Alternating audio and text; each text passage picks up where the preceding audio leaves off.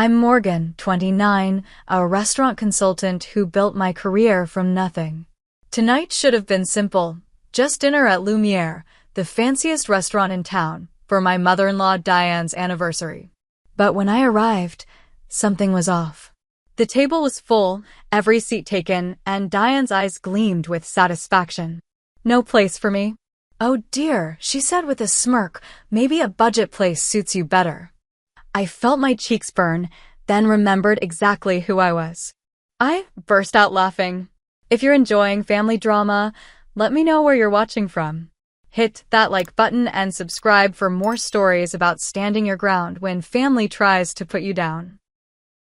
My relationship with Diane was troubled from the moment I met her son Ethan during our sophomore year of college. We were taking the same business course, paired for a semester-long project. I was there on a partial scholarship, working 3 part-time jobs to cover the rest. Ethan, on the other hand, drove a BMW his parents had gifted him for his 18th birthday and lived in an off-campus apartment they paid for. None of that mattered to me. What caught my attention was his kindness, how he offered to study with struggling classmates, how he volunteered at the campus food pantry, and how he never once made me feel less than when I had to reschedule our project meetings around my work hours. He was nothing like the entitled rich kid I'd initially assumed him to be. We fell in love gradually, over coffee-fueled study sessions and late-night conversations about our dreams. I wanted to revolutionize struggling restaurants, having grown up helping at my aunt's diner that eventually closed due to competition from chains. Ethan wanted to use his family's wealth and connections in more meaningful ways than just accumulating more wealth. The first time Ethan mentioned meeting his parents, I was nervous but excited. They'll love you, he assured me, squeezing my hand. How could they not? Diane Preston lived in a world of country club memberships, charity galas, and social hierarchies. Their home was a sprawling colonial with manicured gardens and a 3-car garage, housing vehicles worth more than my entire childhood home. When Ethan introduced me, Diane's smile never reached her eyes. Morgan? That's an interesting name for a girl, she said, looking me over like I was a specimen under a microscope. And what does your father do? He's a mechanic, I answered proudly. Has his own shop now, but he started as an apprentice right out of high school. The slight narrowing of her eyes told me everything I needed to know. Throughout dinner, she peppered me with questions designed to highlight our class differences. Where I summered as a child, nowhere. We couldn't afford vacations. What clubs I belonged to, none, unless you counted the debate team, where I planned to intern. Wherever would hire me and work around my other jobs. Ethan noticed none of it, or if he did, he didn't recognize the subtle put-downs.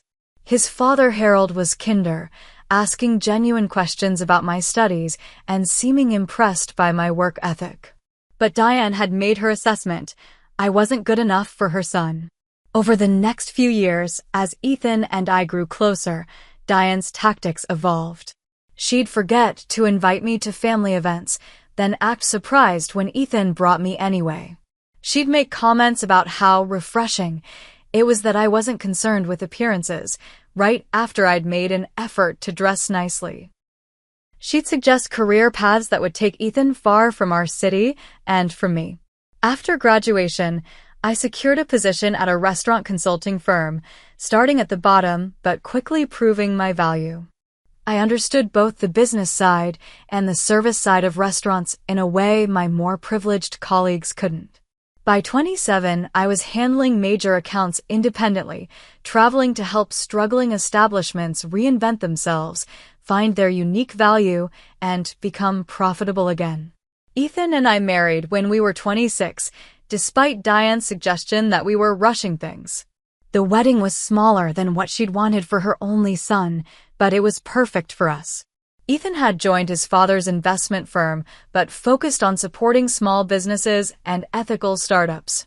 We bought a modest but lovely home, determined to make our own way rather than relying on his family's money. Diane never missed an opportunity to remind me of my background. At every family gathering, she'd find ways to mention her club friends, her luxury vacations, her connections to prominent families, all while giving me those looks that said, "This is a world you'll never truly belong in." Ethan would sometimes notice and try to redirect the conversation, but more often, he'd miss the subtext entirely. "Mom's just being mom," he'd say when I'd point out her behavior later. "She doesn't mean anything by it." It was our only real source of conflict, his inability or unwillingness to see how his mother treated me. Last month, Harold had called to invite us to their anniversary celebration at Lumiere, the most exclusive restaurant in the city, with a 6-month waiting list for reservations.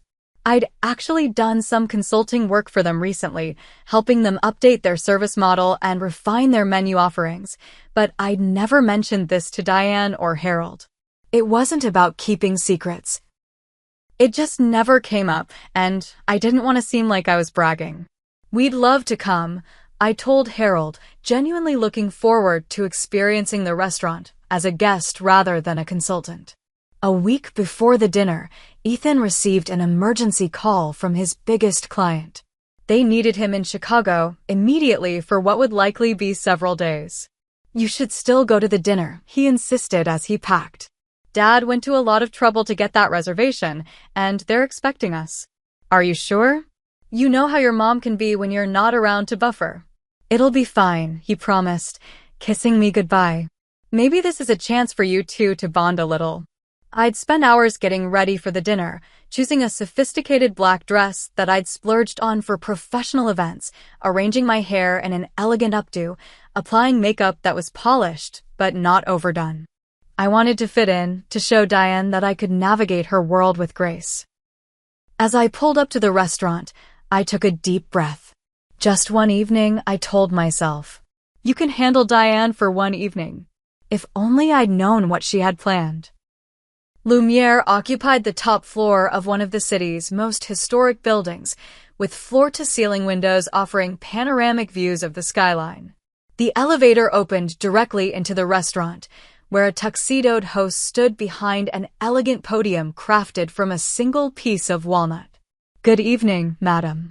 Do you have a reservation?" he asked with perfect professionalism. "I'm with the Preston party," I replied, "for Harold and Diane's anniversary dinner." Recognition flickered in his eyes. Yes, right this way." As I followed him through the dimly lit restaurant, I admired the understated luxury, the hand-blown glass light fixtures, the original artwork on the walls, the immaculate table settings. Each table was positioned to create an intimate atmosphere while still offering stellar views. The soft murmur of conversation and the occasional clink of fine crystal created a sophisticated soundtrack. I spotted the Preston table before we reached it. Harold and Diane, Ethan's sister Rachel and her husband Colin, Harold's brother William and his wife Margaret, and two couples I recognized as longtime friends of the family. They were seated at one of the best tables in the house, near the windows with an unobstructed view of the city lights. Harold saw me first and stood with a warm smile. "Morgan, glad you could make it." Everyone turned to look at me, and I immediately noticed something was wrong. The table was set for exactly 10 people, and all 10 seats were occupied. "Morgan," Diane said, her voice dripping with false concern. "I wasn't expecting you." I looked around the table in confusion. "Harold invited us weeks ago. Ethan had to go to Chicago for work, but he insisted I should still come." "Oh dear," Diane replied, touching her pearl necklace. "When Ethan called to say he couldn't make it, I naturally assumed you wouldn't be coming either. I mean, it is our family celebration." She emphasized the word family ever so slightly. "I gave your spot to the Andersons," she continued, gesturing to a couple I didn't recognize. "They're just back from Europe, and we had so much to catch up on." "I didn't think you'd mind, especially without Ethan here." The table had gone uncomfortably quiet. Rachel looked down at her plate, clearly embarrassed. Harold's brow furrowed in confusion. "I'm sure we can squeeze in another chair," he suggested, starting to look around for a server. "Oh, I don't think that would work," Diane cut in smoothly. "We're at a complete table as it is, and you know how strict Lumiere is about their seating arrangements. Fire codes and all that." She gave me a smile that didn't reach her eyes. "Maybe another time, dear." The heat of embarrassment crept up my neck. Everyone was watching now, waiting to see how I'd react. I caught Rachel's husband Colin hiding a smirk behind his wine glass. "Perhaps a more budget-friendly place would suit you better tonight," Diane suggested, her voice sweet but her eyes cold. "There's a charming little bistro just down the street that I hear is quite accessible." The implication was clear. Lumiere was for people like them, not people like me. In that moment, I felt like the scholarship girl again, the mechanic's daughter who didn't belong in their world of privilege and prestige. I thought of all the times Diane had subtly excluded me, all the little comments and oversights designed to remind me of my place. This was just the most blatant example yet. "I see," I said quietly, fighting to keep my voice steady. Harold at least had the decency to look uncomfortable. "Diane, surely we can." "It's really fine," she interrupted. "Morgan understands, don't you, dear? These things happen." I stood there, painfully aware of every second that passed, of the pitying looks from some and the barely concealed satisfaction from others. I thought about simply leaving, about calling Ethan in tears from the car, about never subjecting myself to Diane's cruelty again. I remembered something similar happening at Christmas 2 years ago, when Diane had accidentally excluded me from the family photo, and at Rachel's baby shower last year, when my invitation mysteriously got lost in the mail. Until Ethan specifically asked why I hadn't RSVP'd. This was different, though. This was public, deliberate humiliation. This was Diane showing me once and for all that I didn't belong at her table, literally and figuratively. I could feel tears threatening, my throat tightening with the effort of holding them back. I wouldn't give her the satisfaction of seeing me cry. I wouldn't. And then something shifted inside me. A memory surfaced, one that changed everything about the situation. As I stood there, processing my mother-in-law's calculated exclusion, my mind flashed back to 6 months earlier. I'd been called in to consult for a struggling high-end restaurant that had recently changed ownership. Their reservations had dropped by 30%, and reviews were becoming increasingly critical. That restaurant was Lumiere. James Bennett, the new owner and executive chef, had been desperate when my firm connected us.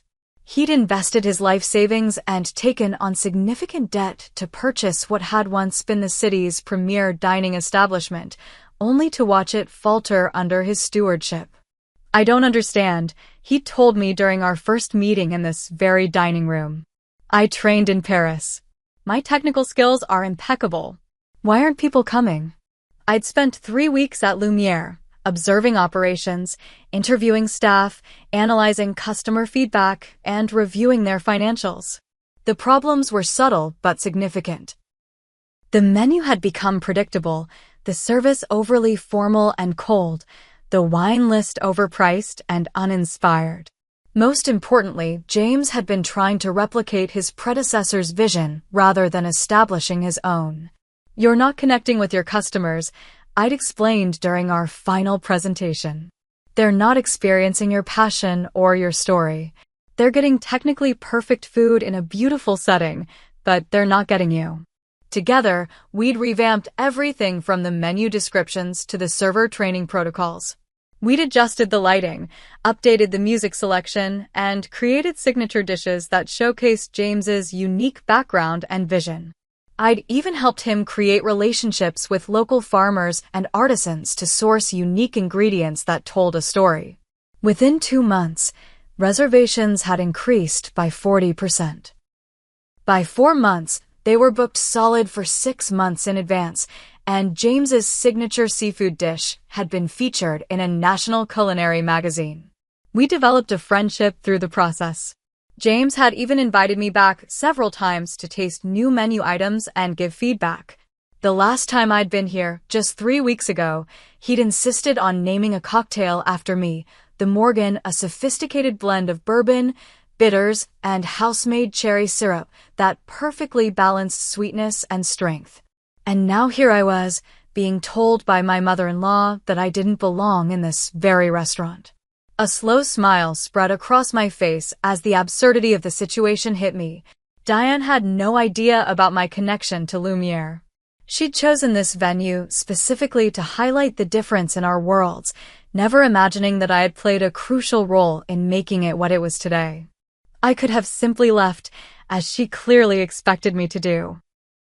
I could have called Ethan and created a family conflict. Instead, I made a different choice.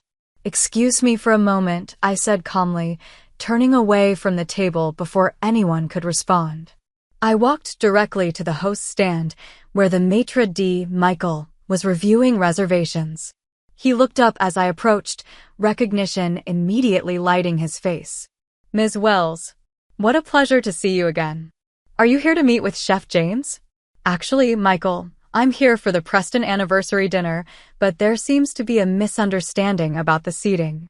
Is James available, by any chance?" "Of course. He's in the kitchen, but I'll get him right away for you." As Michael disappeared through the swinging doors to the kitchen, I glanced back at the Preston table. Diane was watching me with narrowed eyes, probably wondering why I hadn't slunk away in embarrassment as planned. The others had returned to their conversations, likely assuming I was arranging for a ride home or perhaps securing a table for one somewhere else. Less than a minute later, the kitchen doors burst open and James emerged, his chef's coat impeccable despite the dinner rush. At 40, with salt and pepper hair and laugh lines around his eyes, he had the confident bearing of someone who had found his calling. "Morgan," he exclaimed, loud enough for nearby tables to turn and look. He embraced me warmly, unconcerned about formality. "Why didn't you tell me you were coming in tonight? I would have prepared something special." From the corner of my eye, I could see Diane's jaw drop. Harold looked confused. The rest of the table had gone silent again, all eyes on me and the owner of the most exclusive restaurant in the city as he greeted me like an old friend. "It was meant to be a surprise," I explained, gesturing subtly toward the Preston table. "I'm actually here for my in-law's anniversary dinner, but there seems to have been a mix-up with the seating." James's eyes followed my gesture, taking in the scene and quickly assessing the situation. Something in my expression must have communicated more than my words, because understanding dawned in his eyes. "A mix-up? At my restaurant? That's unacceptable." He turned to Michael. "Prepare table 12 immediately for Ms. Wells." Table 12. The chef's table. The best seat in the house, positioned to overlook both the city and the open kitchen, usually reserved weeks in advance for visiting celebrities or culinary critics. "James, that's not necessary," I started. "I insist," he said firmly, loud enough for nearby tables to hear. "Nothing but the best for the woman who saved Lumiere." As James led me across the dining room, I could feel every eye on us, especially those from the Preston table. My mother-in-law's perfect plan was unraveling spectacularly, and I couldn't help the satisfaction that bloomed in my chest. Sometimes justice arrives in unexpected ways. "Save Lumiere? Isn't that a bit dramatic?" I murmured to James as he personally escorted me to table 12, his hand lightly guiding my elbow. "Not in the slightest," he replied, pulling out my chair. "Without your help, I'd likely be back to working as a sous chef somewhere, drowning in debt from a failed investment." "You transformed this place, Morgan." The table was being rapidly prepared by two servers who seemed to materialize out of nowhere. A crisp white tablecloth was spread, elegant place settings arranged, a small vase of fresh flowers placed just so. "Tonight, you're my honored guest," James continued. "I'll have the kitchen prepare a special tasting menu for you, on the house, of course." "James, that's really not." "I won't hear any arguments," he said with a wink. "Michael will take care of you. I need to get back to the kitchen, but I'll come check on you later." As James returned to the kitchen, I caught sight of the Preston table. They were all staring, some with confusion, others with surprise, and Diane with barely concealed fury. The perfect seating arrangement for her anniversary dinner had been upstaged by her unwanted daughter-in-law being treated like royalty. Michael appeared at my side. "Chef has instructed me to offer you anything from our wine cellar. Perhaps the Chateau Margaux 2010? I believe it was your recommendation that we add it to our list." "That would be lovely, thank you, Michael." As I settled in, I saw Harold rise from his seat and approach my table. His expression was a mix of confusion and curiosity. "Morgan," he said, looking around at my premium placement. "What's going on? How do you know the owner?" I smiled. "I consulted for Lumiere 6 months ago when James took over. The restaurant was struggling, and I helped him turn things around." Harold's eyebrows shot up. "You did? I had no idea." Diane was telling everyone how impossible it was to get a reservation here, how she had to call in favors from the Whitmores. "Is everything all right, Mr. Preston?" Michael had returned with my wine. "Yes, I was just speaking with my daughter-in-law," Harold replied, still looking bewildered. "Ms. Wells is highly respected here," Michael said as he decanted my wine with expert precision. "Chef credits her with Lumiere's current success." Harold looked at me with new eyes. "I see." He hesitated, then added, "Would you like to join us back at our table? I'm sure we can make room." "That's very kind, Harold, but Chef has arranged a special menu for me here. Please, go enjoy your anniversary dinner. We can catch up later." After Harold returned to his table, I saw him speaking intently to Diane, whose face had turned an interesting shade of red. The other guests were stealing glances in my direction, whispering among themselves. The first course arrived, a delicate amuse-bouche that wasn't on the regular menu, accompanied by a note card in James's handwriting, for the woman who taught me to tell my story through food. As I savored the exquisite flavors, Rachel approached my table next, looking sheepish. "Mom said you weren't coming," she said without preamble. If I'd known, she was pulling one of her stunts. "It's fine, Rachel," I said, though we both knew it wasn't. "No, it's not. She's been doing this kind of thing to you for years, and none of us have really stood up to her about it." She glanced back at their table. "Colin thought it was funny at first, but even he's uncomfortable now. Mom's embarrassing herself. Would you like to join me?" I offered, surprising myself. Rachel and I had never been close, largely due to her loyalty to Diane. She looked tempted, but shook her head. "Better not. But maybe we could have lunch sometime? Just us. I'd like that." Throughout my meal, I noticed a shift in the dynamics at the Preston table. Harold was uncharacteristically quiet. The Andersons, the couple who had taken my seat, looked uncomfortable. William and Margaret were speaking to Diane in what appeared to be hushed but stern tones. By the time my main course arrived, James had emerged from the kitchen again to check on me. "Everything to your satisfaction?" he asked, though he knew his team never served anything less than perfection. "It's extraordinary, James. Thank you for this." "The pleasure is mine. I'm testing some new dishes for the spring menu. I'd value your opinion when you have time." "I'd be happy to help." I was aware of Diane watching this exchange, her lips pressed into a thin line. The power dynamic had shifted dramatically. In her carefully curated world, I was the outsider, the girl from the wrong side of the tracks who had somehow ensnared her son. But here, in this temple to culinary excellence that she had chosen specifically to exclude me, I was the insider, respected, valued, even revered. As the evening progressed, I noticed Diane becoming increasingly agitated. Her anniversary dinner, meant to showcase her social standing and simultaneously put me in my place, had backfired spectacularly. Instead of being the queen holding court, she was just another customer, while I was receiving special treatment from the owner himself. It all came to a head when the dessert course arrived at both our tables. Mine was an exquisite creation not on the regular menu, a delicate chocolate structure with gold leaf and house-made ice cream. The Preston table received the standard dessert offering, elegant but not personalized. That's when Diane finally snapped. This is ridiculous. Diane's voice cut through the refined atmosphere of Lumiere like a discordant note at a symphony. She had risen from her seat and was now storming toward my table, her anniversary dinner forgotten. Heads turned throughout the restaurant. The soft murmur of conversation dimmed as diners paused to watch the unfolding drama. Diane, Harold called after her, his tone warning, but she ignored him. She stopped at my table, her perfectly manicured hands gripping the back of the empty chair across from me. What did you do? Pull strings? Use Ethan's name to get special treatment.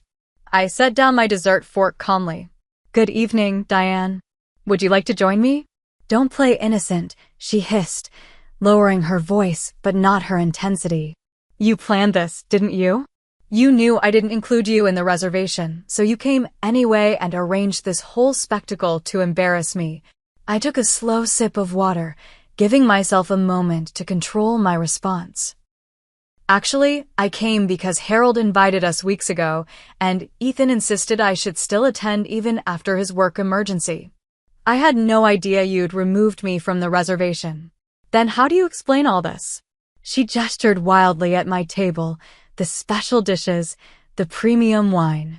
The owner treating you like royalty? I believe I can answer that, came James's voice as he approached, alerted by the commotion. He extended his hand to Diane. James Bennett, owner and executive chef of Lumiere. You must be Morgan's mother-in-law. She's mentioned you.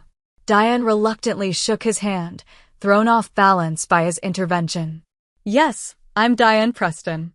We're celebrating our anniversary tonight. She attempted to regain her composure, switching to the charming socialite persona she presented to those she deemed important. Your restaurant is exquisite. Thank you, James replied with professional courtesy. And thank you for being family to Morgan. She's quite extraordinary, isn't she? Lumiere wouldn't be what it is today without her expertise. Diane's smile froze. Her expertise? Of course. When I purchased this restaurant last year, it was hemorrhaging money and reputation. Morgan revolutionized everything from our menu development to our service protocols. That cocktail you're drinking? She helped create it. The seasonal tasting menu? Her concept. She even connected us with the local farmers who supply our produce. With each word from James, Diane's carefully constructed narrative about me crumbled further. The other Preston dinner guests had now gathered nearby, drawn by the confrontation, but staying to hear revelations about the daughter-in-law they'd been conditioned to view as an outsider. I had no idea, Harold said, looking at me with newfound respect. Morgan, why didn't you tell us you worked with Lumiere? I shrugged. It was just another client. I didn't want to seem like I was bragging. Just another client? James echoed incredulously. Morgan, you transformed this place. We've been written up in every major food publication in the country since implementing your recommendations. The ripple of whispers among the gathered family members was almost comical. Rachel was staring at me like she'd never seen me before. William and Margaret exchanged meaningful glances. The Andersons looked like they wished they could disappear. Diane remained frozen, her social mask slipping to reveal the calculation beneath. I could almost see her rewiring her understanding of who I was, who we were in relation to each other. Well, she finally managed. How interesting. I suppose your background in food service came in handy after all. It was a last, desperate attempt to maintain her narrative, to reframe my professional success as something quaint, something still beneath her. Something in me finally snapped. Years of subtle put-downs, exclusions, and condescension crystallized into a moment of perfect clarity.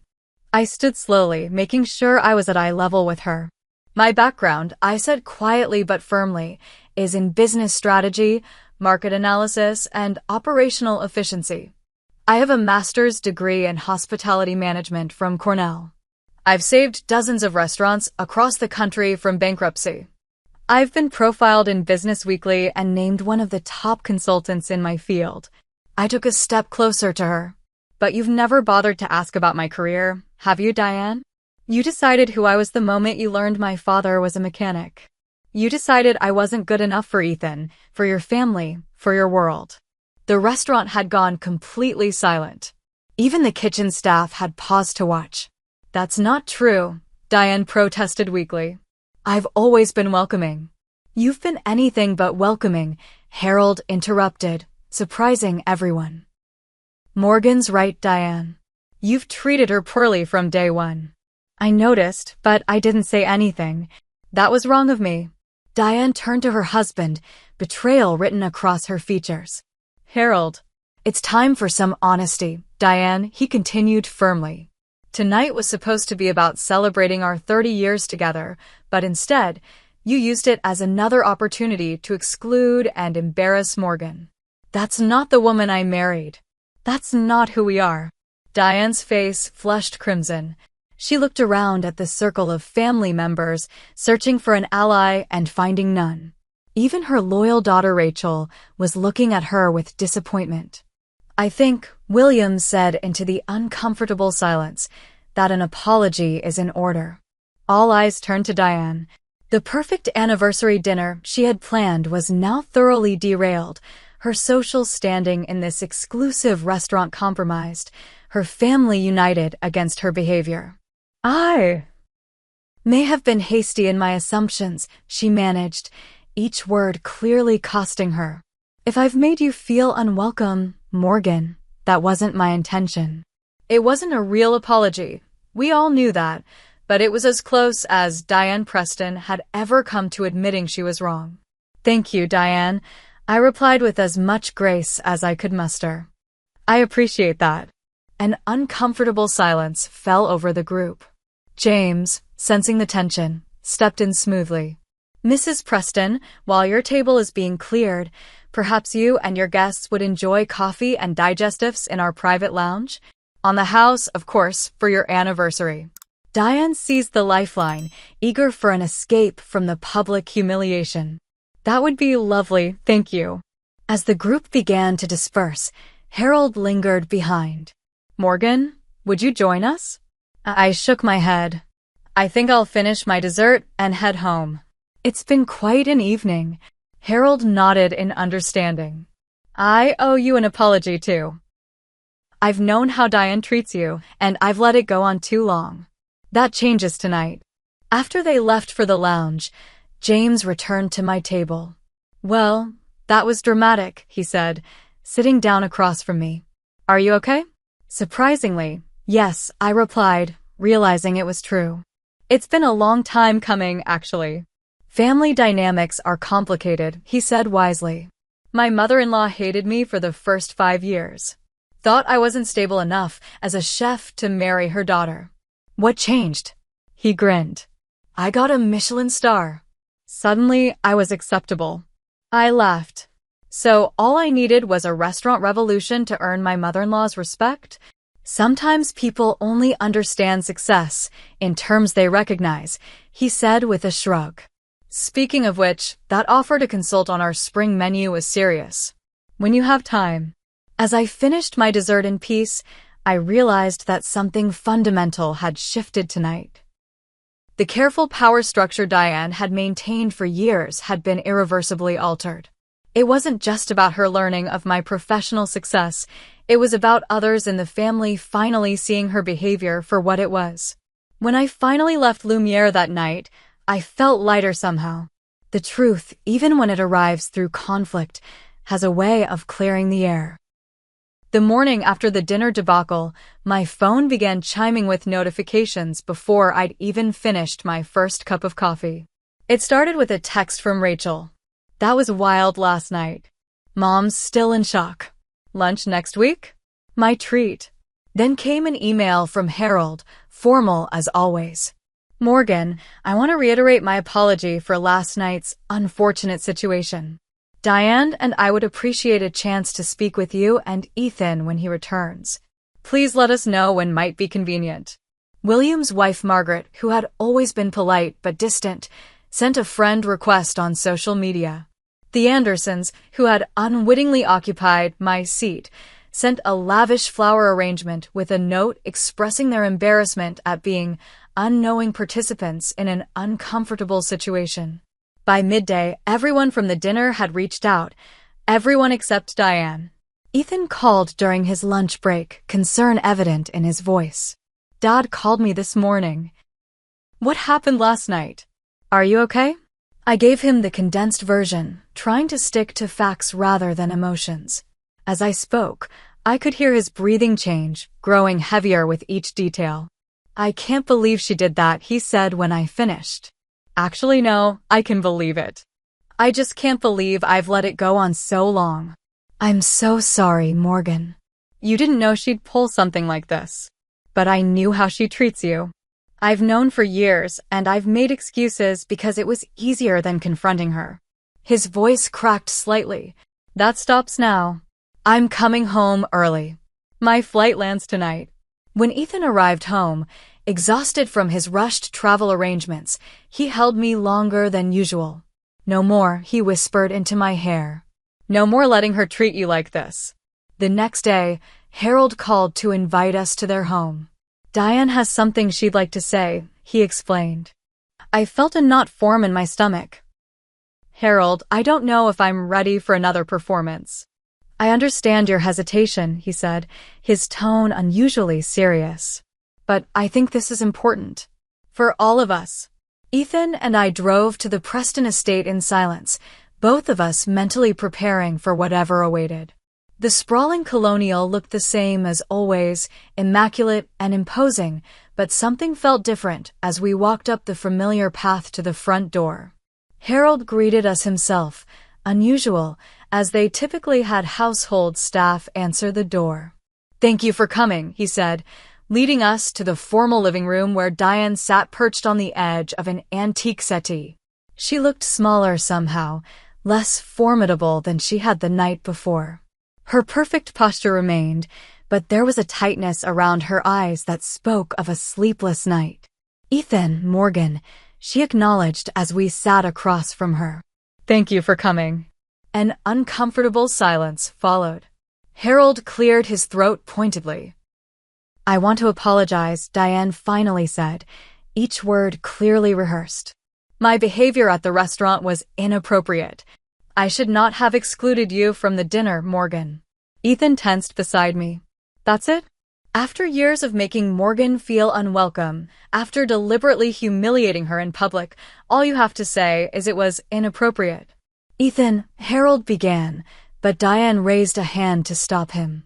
"Your father and I had a long conversation last night," she said, looking directly at Ethan. "He helped me see that my behavior has been problematic." "Problematic?" Ethan echoed incredulously. "Mom, you've been borderline cruel to Morgan since the day you met her." "Why? Because her family doesn't belong to the right clubs? Because she worked her way through college instead of having it handed to her." Diane flinched at his words. "It wasn't that simple." "Then explain it to me," he challenged. "Help me understand why you've spent 6 years trying to make my wife feel like she doesn't belong in this family." For a moment, I thought Diane might retreat behind her usual veneer of icy propriety. Instead, something unexpected happened. Her carefully constructed facade cracked. "Because she didn't need us," she said quietly. "You didn't need us anymore." Ethan and I exchanged confused glances. "What are you talking about?" he asked. Diane smoothed an invisible wrinkle from her skirt. "From the moment you were born, everything was planned. The best schools, the right connections, joining your father's firm. We gave you everything, paved every step of your path." Her voice wavered slightly. "Then you met Morgan, and suddenly our plans, our world, wasn't good enough anymore. You started talking about making your own way and finding meaning beyond wealth." She looked at me then, really looked at me perhaps for the first time. "You were so self-sufficient. So confident in who you were, where you came from. You didn't want our connections or our lifestyle. Worse, you made Ethan question it too." The revelation hung in the air between us. All this time, I'd thought Diane's issue was that I wasn't good enough for their world. The truth was more complex. She feared I was pulling Ethan away from the life she had carefully constructed for him. "Mom, Ethan said gently. I was questioning that path long before I met Morgan. She just gave me the courage to choose differently. I never wanted to take Ethan away from his family, I added. I only wanted him to be happy, to find fulfillment in his choices rather than following a predetermined script. Harold moved to sit beside his wife, taking her hand in his. I've been telling Diane for years that success looks different for your generation. That making your own way is something to be proud of, not something to fear. I'm trying to understand that, Diane admitted. It's difficult to let go of expectations I've held for so long. It wasn't a complete transformation. Decades of class consciousness and social conditioning wouldn't disappear overnight.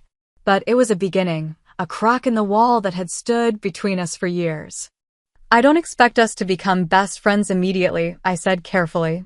But I would like to move forward with mutual respect. Diane nodded. I think I can manage that. As we left the Preston estate that afternoon, Ethan squeezed my hand. That was unexpected. Your mother apologizing? Definitely. No, he said thoughtfully. Her being vulnerable. I can't remember the last time I saw her drop the perfect socialite act. Over the following weeks, small changes indicated that Diane was making an effort. She called occasionally with questions about restaurants she was considering for lunch with her friends. She forwarded an article about a restaurant turnaround that reminded her of my work. Small steps, but meaningful ones. Rachel and I met for the promised lunch, where she shared stories about growing up with Diane's rigid expectations. It was suffocating sometimes, she admitted. Everything had to be perfect, had to fit the image she wanted to project.